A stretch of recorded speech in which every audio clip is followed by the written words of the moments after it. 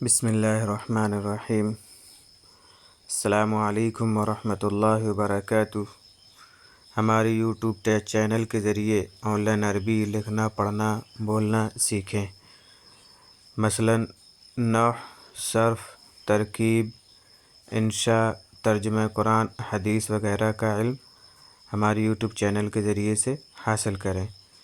ہمارے YouTube channel subscribe کریں اور بیل آئکن پریس کریں تاکہ ہمارے تمام اسباق جو ہے آپ کو بروقت پہنچتے رہیں۔ ہم جو کلاس اٹینڈ کرتے ہیں، اگر کوئی ہم سے نحو، صرف وغیرہ سیکھنا چاہتا ہو تو ہمارے واٹس ایپ نمبر پر کانٹیکٹ کریں اور ہمارا کلاس جوائن کریں۔ اس سے پہلے سبق میں آپ نے جانا تھا صفت جب جملہ واقع ہو، اس کے بارے میں آپ نے تفصیل سے جان لیا تھا۔ آج کے سبق میں ہم جانیں گے ماضی استمراری کا بیان، کہ ماضی استمراری کس طریقے سے بنایا جاتا ہے، اس کے بارے میں ہم جانیں گے اور مثالوں کے ساتھ ہم مشق کریں گے۔ ماضی استمراری کا بیان۔ پہلے تو یہ جان لیں کہ ماضی استمراری بنانا کوئی مشکل کام نہیں ہے، بس صرف اس میں یہ ہے کہ فعل مضارع کے اندر کانا کا استعمال کر دیں گے۔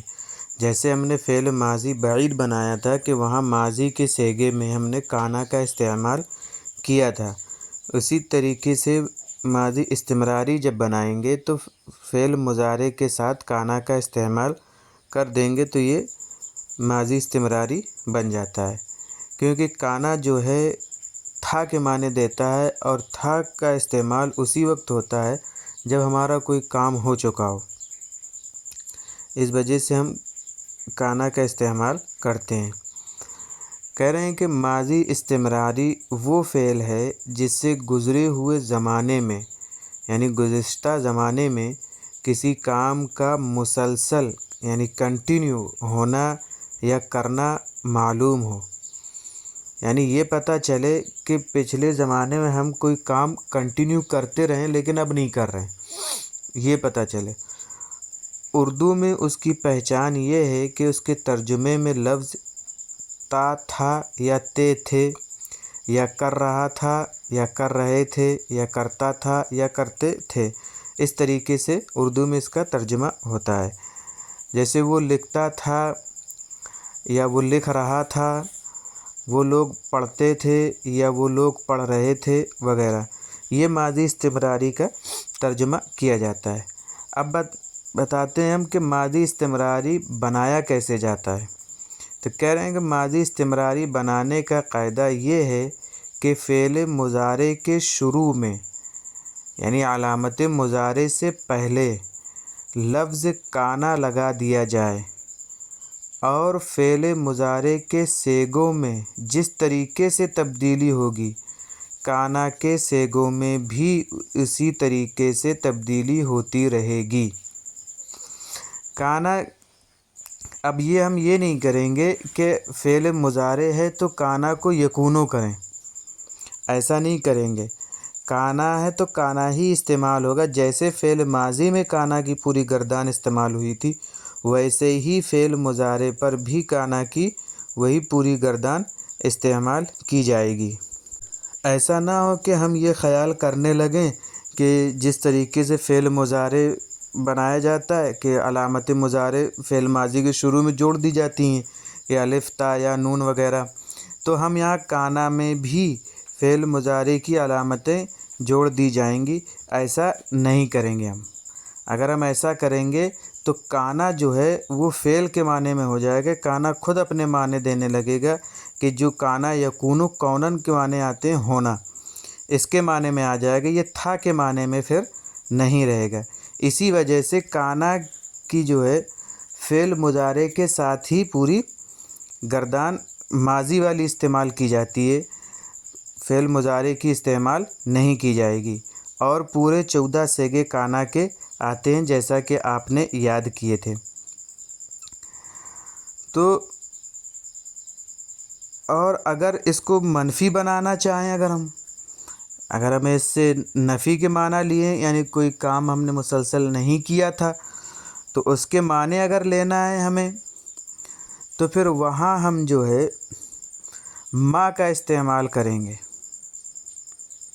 اگر منفی بنانا چاہیں تو ہم شروع میں ما نافیہ لگا دیں گے، جیسے کانا یضربو وہ مارتا تھا، کانا یضربان وہ دونوں مارتے تھے، تو ہم کہیں گے ما کانو یضربون وہ لوگ نہیں مارتے تھے، ما کانا یضربو وہ نہیں مارتا تھا، ما کانا یضربان وہ نہیں مارتے تھے، یعنی دو۔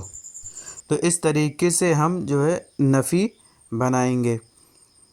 اس سبق میں یہ جان لینا بھی فائدے سے خالی نہ ہوگا کہ جملہ بنانے کا جو ضابطہ یعنی جو طریقہ پہلے ہی بیان کیا گیا ہے، اور اس کے بارے میں ہم نے پہلے ہی بتا دیا تھا کہ فعل پہلے آئے گا اور مفرد ہی رہے گا۔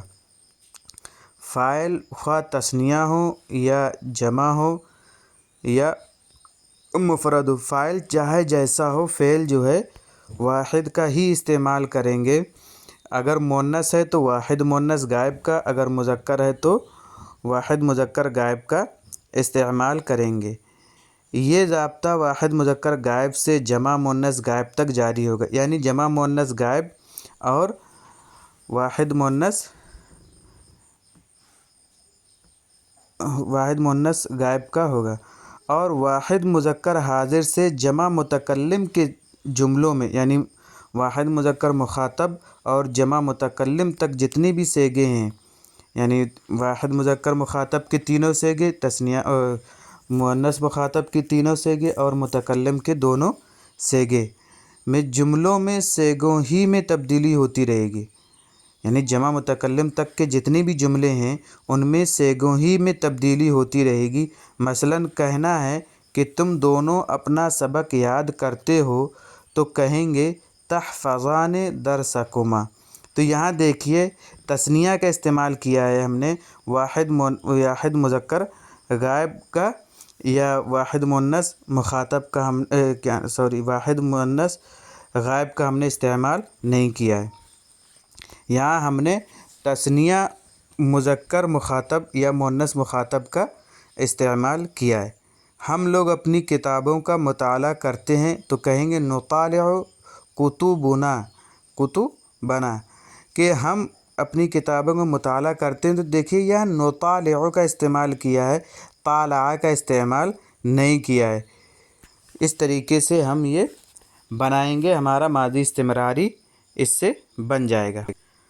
اب آپ کو یہ کرنا ہے کہ ماضی قریب، ماضی بعید، ماضی استمراری کو الگ کریں اور ترجمہ بھی لکھیں۔ یہ جو لفظ لکھے ہوئے ہیں اس میں آپ کو بتانا ہے کہ ماضی قریب کون سا ہے، ماضی بعید کون ہے اور ماضی استمراری کون ہے، یہ بتانا ہے آپ کو، اور ان کا ترجمہ بھی کرنا ہے۔ عربی میں ترجمہ کریں کہ وہ جاتا تھا مدرسے کی جانب، یعنی وہ مدرسے جاتا تھا۔ اس میں بھی ہمیں یہی بتانا ہے کہ ماضی استمراری اور ماضی بعید اور ماضی قریب کے بارے میں بتانا ہے، اور اس کی عربی بھی بنانی ہے۔ ان تمام اردو کو جملوں کی عربی بنائیں اور ماضی قریب، ماضی بعید اور ماضی استمراری بھی واضح کریں کہ ان صیغوں میں ماضی قریب آ رہا ہے یا ماضی بعید آئے گا یا ماضی استمراری آئے گا، یہ بھی واضح کرنا ہے۔ قد اور کانا کو آپ ماضی مجہول اور مضارع مجہول پر بھی لگا سکتے، ایسا نہیں کہ صرف یہ مثبت میں ہی استعمال ہو، یعنی معروف میں، اس کو مجہول میں بھی ہم استعمال کر سکتے، وہ چاہے قد ہو چاہے کانا ہو۔ جیسے قد نصرہ، اسے ایک مرد کی مدد کی گئی یا مدد کی جا چکی ہے، کانا نصرہ اسے ایک مرد کی مدد کی گئی تھی، کانا ینصر اسے ایک مرد کی مدد کی جاتی تھی، وغیرہ۔ یہ ہم قد اور کانا سے ماضی مجہول بھی بنا سکتے ہیں۔ اب کہہ رہے ہیں 10 جملے اپنے پاس سے ماضی قریب کے، 10 ماضی بعید کے اور 10 ماضی استمراری کے لکھو، یعنی 10 جملے جو ہے اپنی طرف سے بنا کر لکھیں، اور ماضی قریب کے بھی 10 لکھنا ہے، ماضی بعید کے بھی 10 لکھنا ہے اور ماضی استمراری کے بھی 10 لکھنا ہے۔ چند افعال لکھے جاتے ہیں جن سے ماضی استمراری کی پوری گردان کریں اور اپنی کاپی پر مع اعراب اور معنی اور صیغوں کے لکھیں۔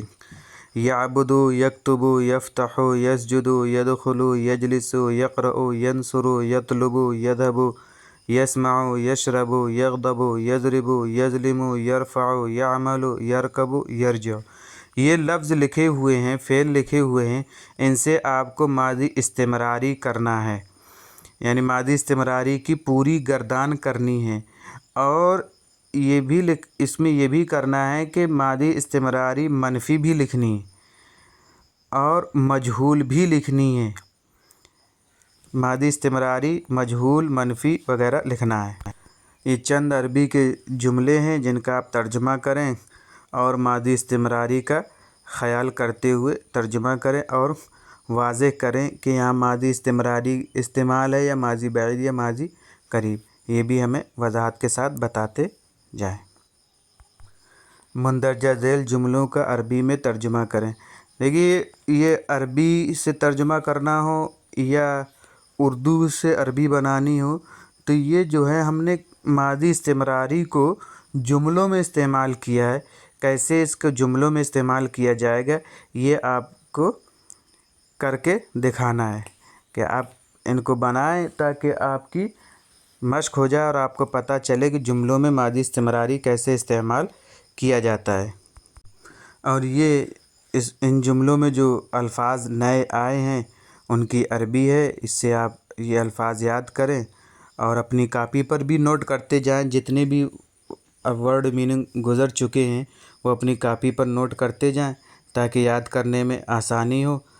یہ بات میں بار بار کہتا ہوں کہ اگر ورڈ میننگ یاد نہیں ہوں گے تو آپ کو عربی پڑھنے اور لکھنے میں دشواری ہوگی، لہذا آپ جو ہے ورڈ میننگ یاد کریں اور عربی بنانے میں آپ کو آسانی اور پڑھنے میں آسانی ہو۔